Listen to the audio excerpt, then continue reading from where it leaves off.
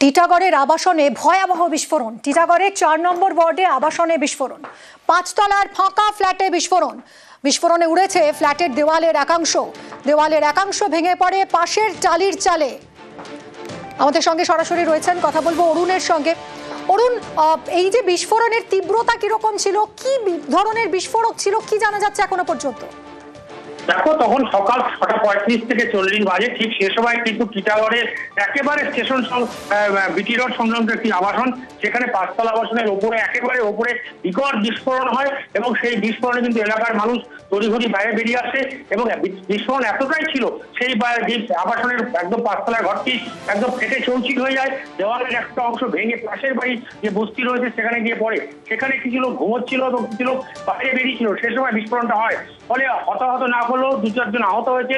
এরপরে কিন্তু এলাকা আতঙ্ক সৃষ্টি হয়, কেন এত বড় বিস্ফোরণ কোথা থেকে এলো, এটা কি বোম ছিল না অন্য কোনো ছিল যার জন্য এই বিস্ফোরণ ঘটে। ফলে ঘটনাস্থলে টিটাগড় থানা পুলিশ আসে এবং শুধু পুলিশ নয়, টিটাগড়ের যে পুলিশ অফিসার রয়েছেন ডিসি সেন্টার ইন্দ্রজিৎ ঝা সেখানে আসেন এবং ঘটনাস্থল ঘিরে রেখেছে। ফরেন্সিক দল সেখানে আসবে এবং দেখার পর সেখানে তদন্তের নমুনা সংগ্রহ করে কি ধরনের কেন বিস্ফোরণ ঘটলো, কে বা কারা রেখেছিল, এই নিয়ে কিন্তু এখন তুমি আমাদের সঙ্গে থাকো। প্রত্যক্ষদর্শী এবং চেয়ারম্যান কি বলছেন শুনবো। কাপড় কাচ্ছিলাম, এই জল ফল ভরাভরি করছিলাম, হঠাৎ করে আওয়াজ হলো। তারপর আমি পালালাম, বাড়ি অন্ধকার হয়ে গেছে, সব বাড়ির লোকগুলো সব বেরিয়ে গেল। ও উপর থেকে আওয়াজ হয়েছে, আমি দেখলাম উপর থেকে ভাট ভাট করে পড়ছে। এইটা পালাপালি হলো আর কি। আমরা তো ঘুমিয়েছিলাম, 6:30-6টার সময় হয়েছে, এটা নষ্ট হয়ে গেল। তারপরে সব উঠলাম আমরা, ভাগাভাগি পুরো পাঁচিলগুলো সব পড়ে গেছে এইখানে। তারপরে কিছুক্ষণ পরে সব শান্ত হয়ে গেছে, এটাই হলো আর কি। হ্যাঁ, আমরা তো খবর পেয়েই সঙ্গে সঙ্গে আমি, আমাদের ভাইস চেয়ারম্যান সাহেব, মুজিব স্যার, এরা আমরা সবাই কাউন্সিলররা সব সঙ্গে সঙ্গে স্পটে আসি, এসে দেখি, প্রশাসনকে আমরা খবর দিই, প্রশাসন এসে দেখছে, তদন্ত করছে কি হয়েছে। সত্যি এটা তো খুবই বাজে একটা ঘটনা হয়েছে। সে আমাদের ওই বিল্ডিংয়ে 2জন কাউন্সিলর থাকে। যে ঘরটা হচ্ছে সেই ঘরটা কিছু ছিল না, ওটা বন্ধ ছিল, ঠিক আছে, বহুদিন ধরে বন্ধ ছিল। এবার কি হয়েছে কি না হয়েছে এটা প্রশাসন তদন্ত করছে। এদিকে ৫ তলার এই যে ফাঁকা ফ্ল্যাটে বিস্ফোরণ হয়, সেই ফ্ল্যাটটি কার দখলে তা নিয়ে তর্জা তুঙ্গে। একে অপরকে দোষারোপ করছেন প্রমোটার এবং কাউন্সিলর। অরুণ রয়েছেন আমার সঙ্গে, আরো জানাবেন। অরুণ, এই ফ্ল্যাটের মালিকানা কার? দেখো, এই ফ্ল্যাটে যিনি প্রমোটার ছিলেন তিনি হচ্ছেন অনিল গুপ্তা। তিনি এই ফ্ল্যাটটি করেন, এখানে 50টা পরিবার বসবাস করে। কিন্তু এই ফ্ল্যাটটি তিনি দাবি করেন যে এই ফ্ল্যাটটি রিয়াজ উদ্দিন, যিনি টিটাগড় পৌরসভার ৪ নম্বর ওয়ার্ডের কাউন্সিলর, তাকে তিনি দিয়েছিলেন ভোটের আগে। তিনি প্রায় জোর করে তার কাছে ওই আবাসনটি নিয়েছেন বলে কিন্তু তার দাবি। এরপর কিন্তু সেই ঘরটি তিনি আর ফেরত দেননি বলে দাবি জানিয়েছেন যে বাড়ির যে প্রমোটার। কিন্তু এই ঘটনায় যিনি ৪ নম্বর ওয়ার্ডের কাউন্সিলর, তিনি কিন্তু এই আবাসনেই থাকেন, 3 তলায় তিনি থাকেন। এই ঘটনার পর থেকে তিনি বলেন যে ভোটের সময় তিনি নিয়েছিলেন, কিন্তু কেন তিনি তারপর থেকে তাকে ঘরটি ফেরত দিয়ে দিয়েছেন এবং জানি না কে বা কারা এখানে এসে রেখেছে। এই নিয়ে তৈরি হয়েছে চাপানোতর। এখন যিনি কাউন্সিলর রয়েছে তিনি বলছেন যে তিনি ওপরে কোনোদিন যাননি, কোনোদিন তিনি দেখেনি, কারণ অনেক মহিলারা সেখানে বাচ্চারা খেলাধুলা করে, সেই কারণে তিনি ওপরে যাননি। কে বা কারা এই ধরনের বোম বা কিছু রেখেছে, এটা নিয়ে কিন্তু তদন্ত হচ্ছে। ধন্যবাদ।